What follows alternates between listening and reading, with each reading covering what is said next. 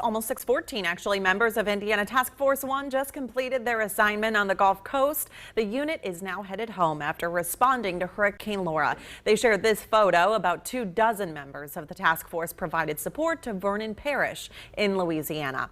In the meantime, Midwest Food Bank is collecting donations to help with hurricane recovery.